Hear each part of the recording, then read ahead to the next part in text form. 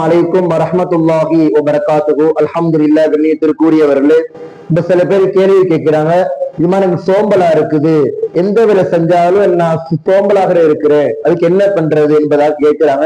நபி ஸல்லல்லாஹு அலைஹி வஸல்லம் ஹதீஸ்ல பதிவு செஞ்சாங்க, நான் வாழக்கூடிய காலத்துல எனக்கும் சோம்பல் இருந்திருக்கு, அதனால நானும் எப்பப்பெல்லாம் எனக்கு சோம்பல் ஏற்பட்டுமோ அப்ப இந்த துவாவை நான் ஓதுவேன். என்ன துவானா, அல்லாஹும்ம இன்னி அஊது பிக்க மினல் அஜ்ஸி வல் கஸல். யா அல்லாஹ், உன்னிடத்துல தாழ்வு இன்னும் சோம்பலை விட்டு பாதுகாப்பு தேடுகிறேன் என்பதாக நபி ஓத சொல்லி உம்மத்தை குறித்து சொன்னாங்க.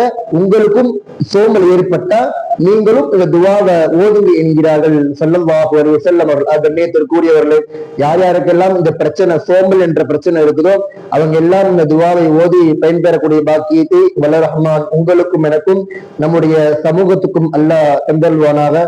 அஸ்ஸலாமு அலைக்கும் வரஹ்மத்துல்லாஹி வபரகாத்துஹு.